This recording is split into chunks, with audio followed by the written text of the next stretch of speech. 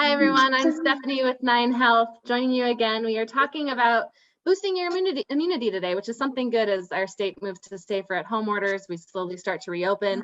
I'm joined with Dr. Pal Coley, our 9 Health expert, and Dr. Jennifer Bolton, who's a registered dietitian with Project Wellness 365 and a professor at Metro State University in Denver, Metropolitan State University in Denver. She teaches nutrition classes, lifestyle medicine, culinary medicine. So she's an expert on all things as far as treating chronic disease and preventing chronic disease with food. So we love having her come on and share recipes with us. So first, before we get started and before Dr. Bolton gets cooking, Dr. Coley, can you give us an update on the coronavirus today? So a few big milestones this week, both nationally and for us here in Colorado. The first is we crossed 1 million cases in the United States. That was an unfortunate milestone. And alongside with that, we also crossed the 60,000 cases. Remember, we had talked about the White House model predicting 60,000 deaths by August. And of course, this has come a lot earlier. And so that model has been revised.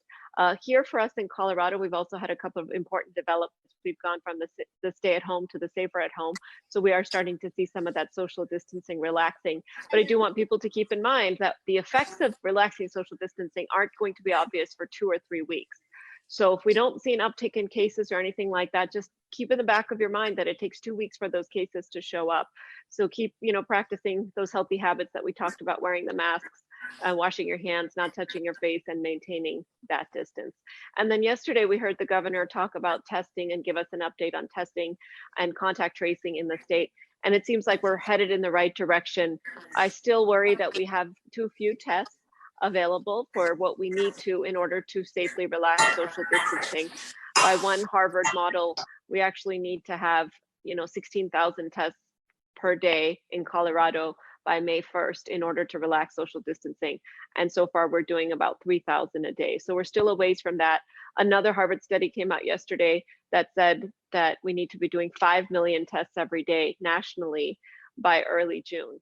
And again, we're still quite a ways from that. We're doing about 1 million or so nationally. So keep in mind that testing and tracing and treatment are certainly lagging behind. And then the final development that I want to highlight, because it's a big one in the medical world, was a positive findings of the remdesivir trial that were reported yesterday. So this is the first evidence that we have in a randomized fashion. So some people getting placebo and some getting the drug, that we have a drug that does something. Now, is the impact big? It reduces the duration of illness. That's something, but so far it has not demonstrated benefit in mortality, because that was not found to be statistically significant. So the way I sort of think about this is that, it's a step in the right direction. It's not a home run hitting it out of the park, but it's sort of like having a man on first base, and we're getting closer to that home run. Yeah, thank you for that update. That is some positive developments that have come out the last couple of days. So some good news, hopefully more good news going forward. But again, as Dr. Coley mentioned, our state moved to safer at home this week. So we are slowly, trying to reopen things, loosening restrictions. So boosting your immunity is something good to do. Dr. Jennifer Bolton is joining us. And we've talked to you before about the idea of lifestyle medicine, culinary medicine, preventing and healing with food. Give us a little explainer about what we're cooking with today and why it's good for us. Yeah, so Stephanie, when we talked about a recipe today, we're again trying to choose recipes that people can make with what they already have at home. So this is pantry pasta. We'll also talk about substitutions, either if you already have pre-existing disease, or if you don't have something in your house, we don't want you to go out and get it. We're not wanting you to make extra trips to the grocery store. Safer at home means, yes, you can go out to the grocery store, but we're trying to teach you meals that are boost your immunity and will allow you to cook with things that are already in your pantry. The other thing I tried to keep in mind when I was making this meal is all of the people who are on the front line and essential employees. So some people, your healthcare workers who are my colleagues, your firefighters, your police officers, your grocery store workers are all still going to work, and I hear from my students who are working at grocery stores, they're working very long hours. So I tried to also think about a meal that would be really quick and easy. And even if we're at home, if you're cooking 3 meals a day or even 2 meals a day, feels like a lot.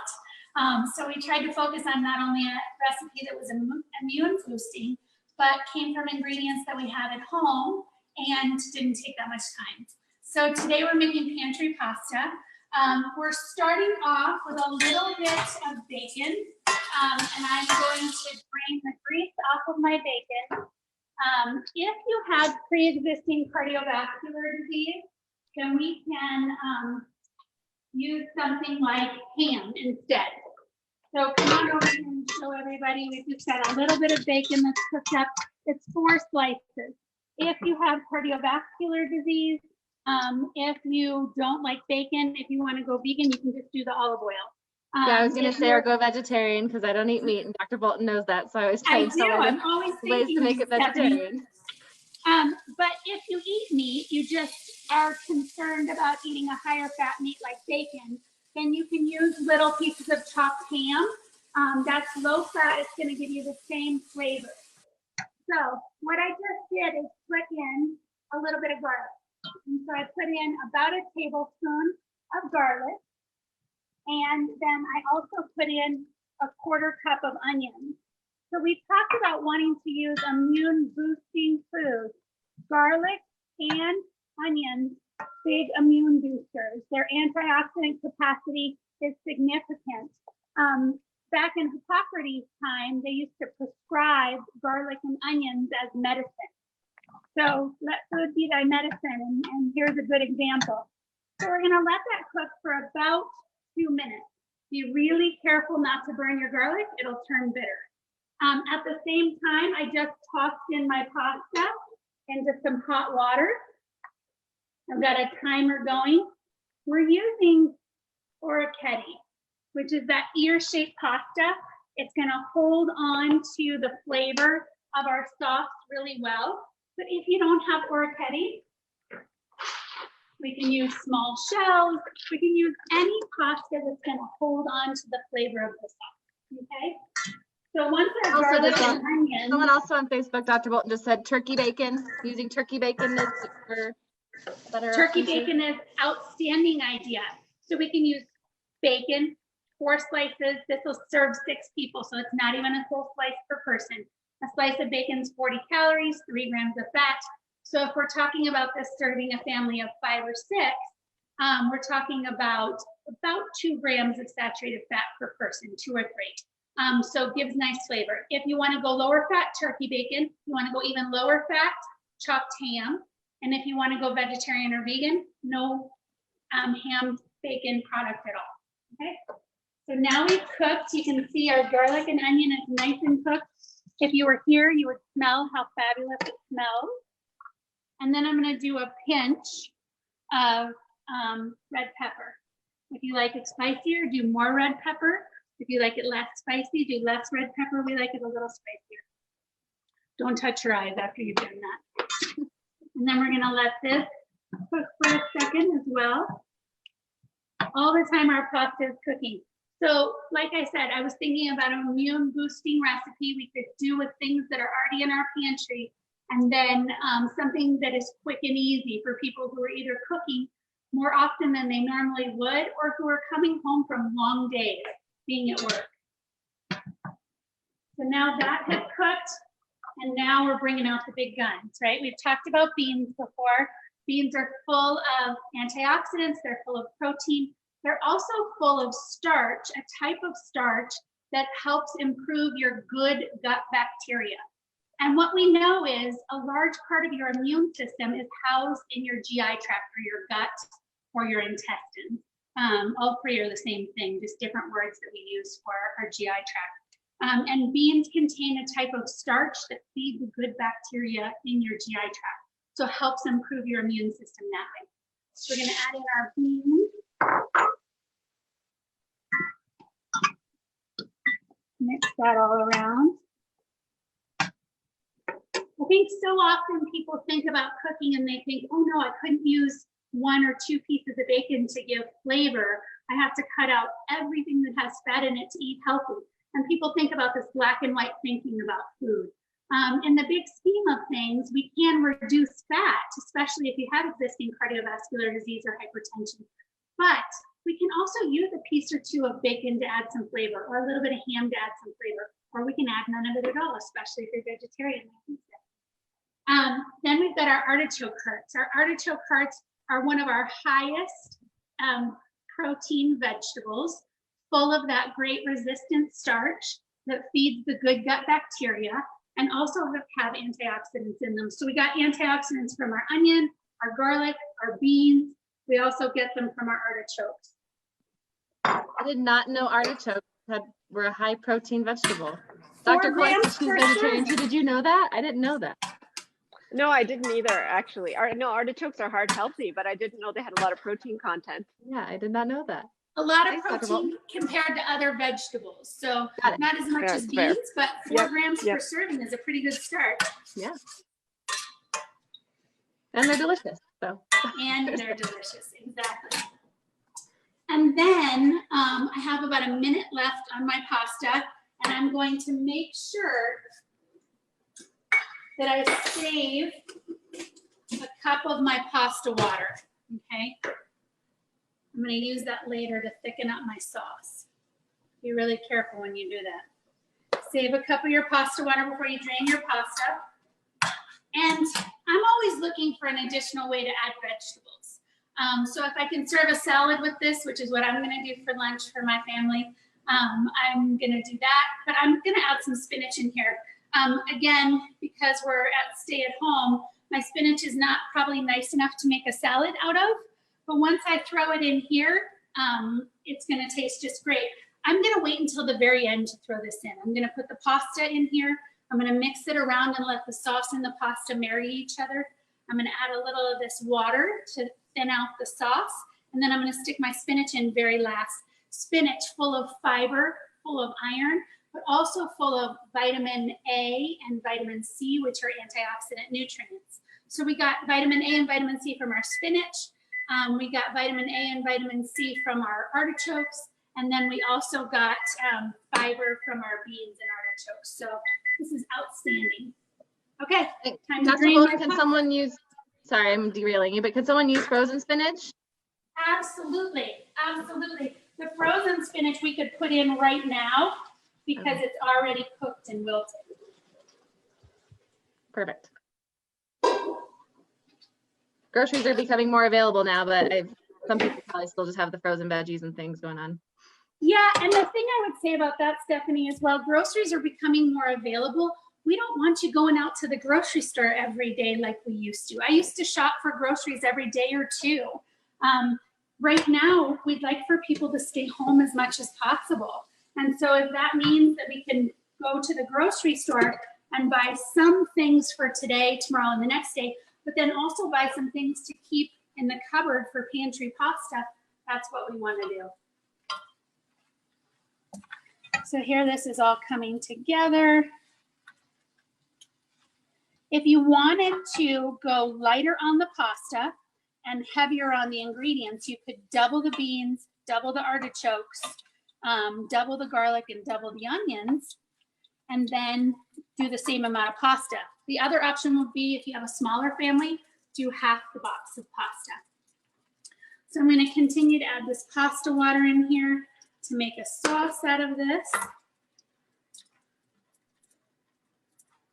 And then you want to cook that for about 2 minutes until it all comes together. And then I always like to see some color in there. So there's my spinach.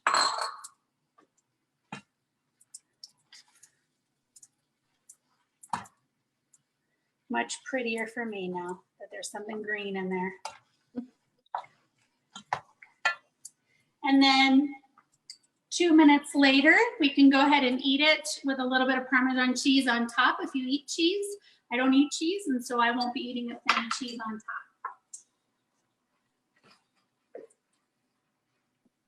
So was the only sauce part just the pasta water?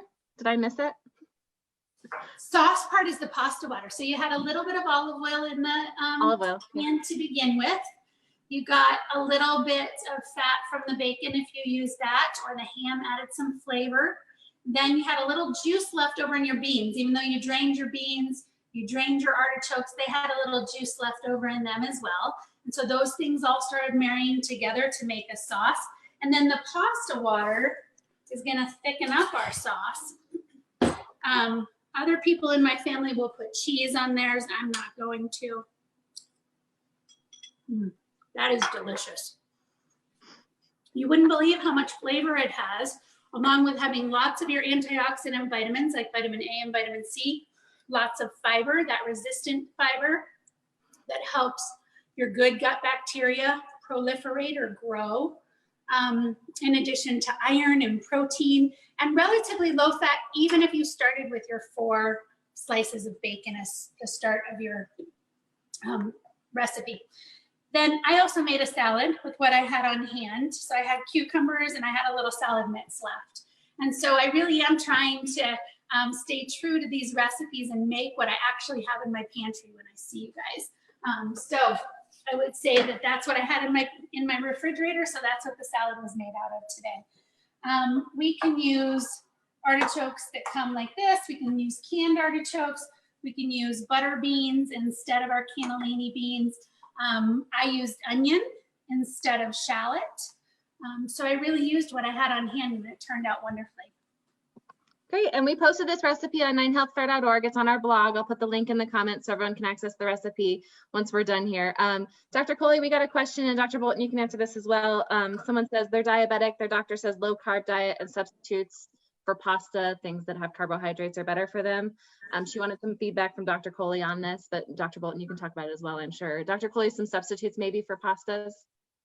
Yeah, so we're using a lot of vegetable spiralizers. So instead of having pasta, angel hair pasta, you can do zucchini or other such vegetables and make veggetti is what it's called, vegetable pasta. Sometimes people use quinoa because that also has a lower carbohydrate index than the pasta does itself. And then sometimes you can also leave out the pasta and just kind of make a vegetable medley with the same sort of flavors, but without the carbohydrate component. But it is important for diabetics to really watch that carb index because that can certainly make those sugars go crazy. Yeah, and I agree with Dr. Coley, vegetable pastas are outstanding. We can also just moderate, right? So people with type 2 diabetes can have a half a cup of pasta. And so I mentioned earlier, we could double up on the beans, double up on the artichokes, double up on the onions, double up on the garlic, and then add far less pasta. So per serving, the person is getting lots of artichokes and beans and onions and garlic and red pepper and spinach and only getting a half a cup of pasta. So I could cook a quarter of the box of pasta to feed 4 people, and then everybody would get about a half a cup of cooked pasta. We could also use the vegetable pasta idea. You could even use the zucchini cut up. It would give the same flavor as the orecchiette. If you cut zucchini in kind of chunks, this is a cucumber, but if we cut zucchini like this, it would give the same type of shape as the orecchiette, and it would hold on to some of the flavor.